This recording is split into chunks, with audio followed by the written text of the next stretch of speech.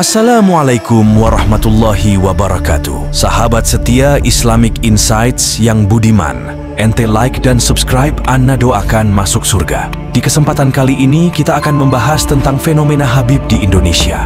Belum lama ini muncul keraguan terhadap nasab Habib atau zuriyah, keturunan Nabi Muhammad Shallallahu Alaihi Wasallam di Indonesia. Ada pihak yang menyatakan bahwa nasab para Habib Ba'alawi Yaman terputus kepada Rasulullah Shallallahu Alaihi Wasallam. Pada suatu kesempatan di sebuah kanal YouTube, Buya Yahya menjelaskan bahwa zuriyah Nabi adalah nasab agung karena nasabnya tersambung kepada Nabi Muhammad Shallallahu Alaihi Wasallam melalui Sayyidah Fatimah Az-Zahra. Sebagai umat Nabi Muhammad Shallallahu Alaihi Wasallam, ada kewajiban-kewajiban kepada zuriyahnya, diantaranya memberikan perhatian, penghargaan, dan rasa cinta. Namun, bukan tanpa alasan mengapa akhir-akhir ini masyarakat banyak yang menentang, menghujat, bahkan membenci golongan Habib ini. Fenomena Habib memang menjadi sebuah komoditas politik yang sangat laris di Indonesia. Pasalnya, di momen mendekati tahun politik, mereka gencar mengaku diri sebagai penuntun umat agar bisa memilih calon pemimpin yang sesuai dengan seleranya.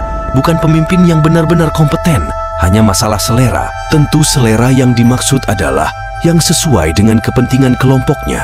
Bahkan yang lebih parahnya lagi, hal semakin memperkeruh kebencian masyarakat adalah perilaku dan sikap dari beberapa oknum Habib yang tidak mencerminkan seorang keturunan dari Rasulullah Shallallahu Alaihi Wasallam. Rasulullah bersabda, barang siapa yang lamban amalnya, maka nasabnya tidak bisa mengejarnya. Hadis riwayat Muslim dari Abu Hurairah. Secara tidak langsung, komodifikasi politik identitas yang dilakukan oleh segelintir elit Sayyid ini berdampak kepada kalangan Sayyid sipil yang tidak terkait apa-apa. Boleh jadi, kalangan yang terakhir ini membenci sikap publik yang dilakukan oleh kalangan yang pertama karena mereka telah mencederai identitas leluhurnya. Ini yang harus kita pahami. Jangan sampai terlintas sedikit di hati kita kebencian kepada ahli bait Rasulullah, karena itu adalah cucu baginda Nabi Muhammad Sallallahu Alaihi Wasallam.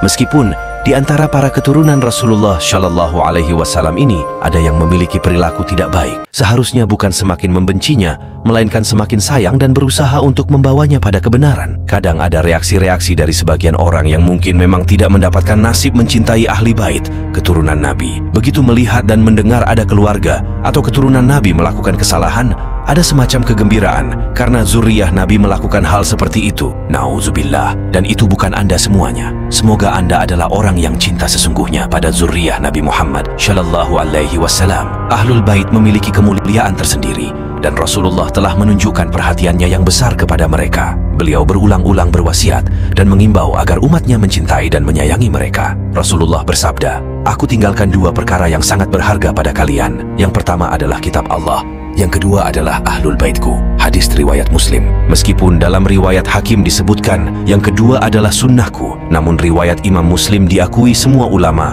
lebih kuat dalam periwayatannya. Dengan itu pula Allah Subhanahu wa Ta'ala telah memerintahkan di dalam Al-Quran dengan firman-Nya, "Katakanlah wahai Muhammad, tiada aku minta suatu balasan melainkan kecintaan kalian pada kerabatku." Al-Quran Surat Asy-Syu'ara ayat 23. Dari kutipan di atas dapat ditegaskan bahwa kaum muslimin memang harus menghormati dan mencintai ahlul bait, bukan saja karena kekerabatan mereka dengan Rasulullah, tetapi juga karena Allah telah memerintahkan kepada beliau untuk berseru kepada umatnya agar mencintai kerabat beliau. Dengan kata lain, perintah untuk mencintai ahlul bait merupakan perintah dari Allah Subhanahu wa Ta'ala. Rasulullah sebagai pemimpin kaum muslimin tidak meminta balasan apapun dari umatnya kecuali kecintaan mereka kepada keluarga dan keturunan beliau. Namun Sayyid Abdullah Al-Haddad mengingatkan agar dalam memberikan penghormatan dan kecintaan kepada ahlul bait, kaum muslimin bersikap wajar dan tidak berlebih-lebihan. Hal ini sebagaimana ditegaskannya dalam kutipan berikut, seluruh kaum muslimin